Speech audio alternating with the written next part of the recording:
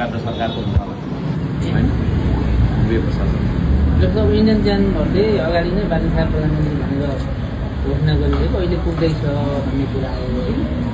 त्यही देखियो होइन। यसलाई कसरी लिनु भएको छ? तपाईँ आफै बुझ्नुहोस्।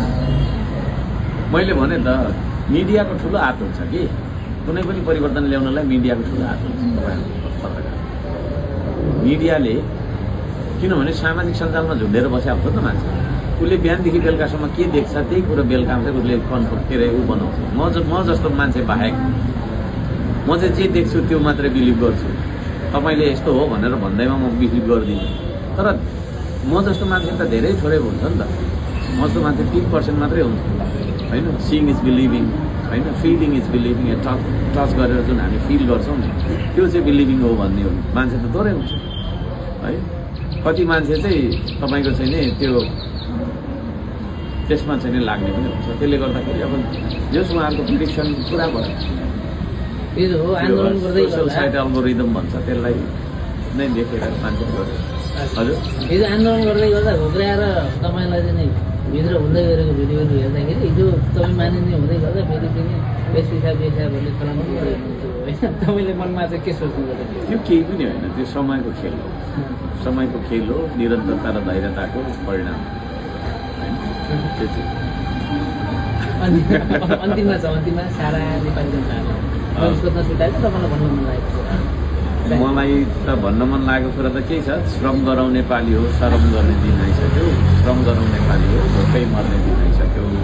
अब श्रमदानमा लाग्नुपर्छ व्यापक रूपमा। अब देशभर हामी श्रमदान सुरु गर्छौँ।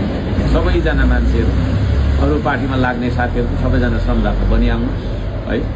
अब यो गफ गरेर देश बन्दैन। अब यो आउँदो श्रमबार पनि मैले श्रमदानको आह्वान गरिसकेको छु।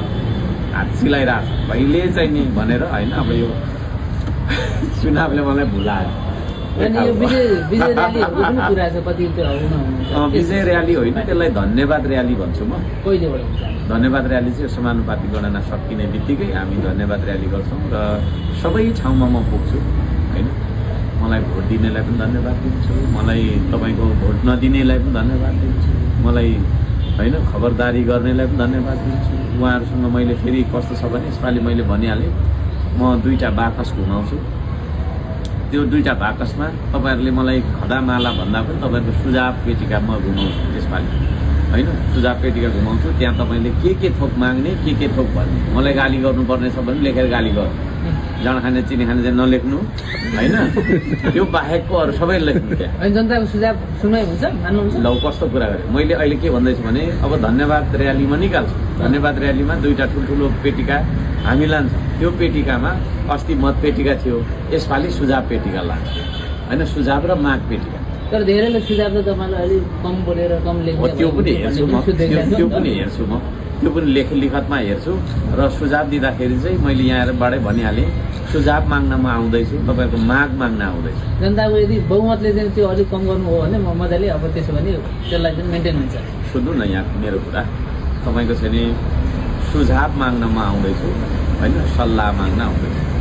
कुरा बुझ्नुभयो नि? सुझाव र सल्लाह माग्न म आउँदैछु। लेखेर नाम नम्बर र ठेगाना सहित लेखेर तपाईँहरूले ठिक बनाइराख्नु है। त्यतिखेर कता आऊ खोइ कागजले नै कलमले भन्ने स्थिति हो नहोस्। त्योभन्दा अगाडि गोजीमा राखिराख्नु। मलाई खदामाला र अबिर पर्दैन। म तपाईँहरूलाई धन्यवाद दिँदै गर्दाखेरि त्यो मतपेटिका भनेर त्यो सुझाव पेटिकामा त्यो माग पेटिकामा तपाईँहरूको माग र सुझाव आउनुपर्छ। कति आउँछ म हेर्छु होइन। अनि त्यो अनुसार यो माग रहेछ है भनेर त्यो कुरा लगेर म सदनमा गएर उहाँले यस्तो भनेको छ अभिलेख राख्नु पऱ्यो। त्यो गरेर म आउँदैछु र यहाँहरूको सुझाव पेटिकामा चाहिँ सुझावहरू प्रशस्त होस्। खदामाला र अबिर नल्याउनु, फुलको माला पनि नल्याउनु होइन। म सबै ठाउँमा जहाँ म घर दैलो गरेर आएको छु त्यो ठाउँहरूमा म आउँदैछु है, आउँदैछु। तर घर दैलो जस्तै हिँड्दै चाहिँ आउँदाखेरि मलाई फेरि 1 महिना लाग्छ होला। हामी बाइक र्यालीमा आउँछौँ, त्यतिखेर तपाईँहरूले चाहिँ त्यसमा सोकमा त्योहरू सङ्कलन गरेर मलाई दिनु होला। र तपाईँहरूको काम, तपाईँहरूको समस्या, तपाईँहरूको दुःख सबै कुराहरूलाई सदनमा गएर होइन तपाईँको चाहिँ नि त्यहाँ गएर मुखरित गर्ने, त्यहाँ गएर बोल्ने, त्यहाँ गएर माग गर्ने, त्यहाँ गएर उफ्रिने भनौँ न जे भन्दा पनि हुन्छ। त्यो माध्यम हो अर्को साथ एमालेकै साथीहरूले पनि तपाईँको माग के छ ठिक बनाइराख्नु, कङ्ग्रेसकै साथीहरूले पनि ठिक बनाइराख्नु, नेकपाकै साथीहरूले पनि ठिक बनाइराख्नु, रासपा पनि अब मसँग होइन यहाँ पराजित भइहाल्यो, रासपाकै साथीहरूले पनि ठिक बनाइराख्नु। हजुर अब पश्चिममा पुलको कुरा आएको छ के हुन्छ? त्यो चाहिँ अब हामी गर्छौँ, त्यसमा हामी जान्छौँ। म साइट सिइङको लागि मान्छे पठाउँछु, म आफै पनि जान्छु त्यहाँ गएर चाहिँ अब त्यो कस्तो छ, कति लागत के हुन्छ, इन्जिनियर साथीहरूसँग जान्छौँ अनि त्यहाँ ट्विनको बदलामा पुल निर्माण गर्छु। त्यो तपाईँको बाचा भयो? बाचा होइन, मैले बोलेको छु सबै। के हो? मैले चाहिँ एउटा कुरा दिन खोजेको छु, जनताले चाहिँ अर्को मागिरहेको छ भने तालमेल मिल्दै त्यो आलु र पिँडालुको जनतालाई चाहिँ समस्या खानु मन लागेर आलु मागिरहेको हुन्छ, मैले चाहिँ पिँडालु दिइरहेको छु।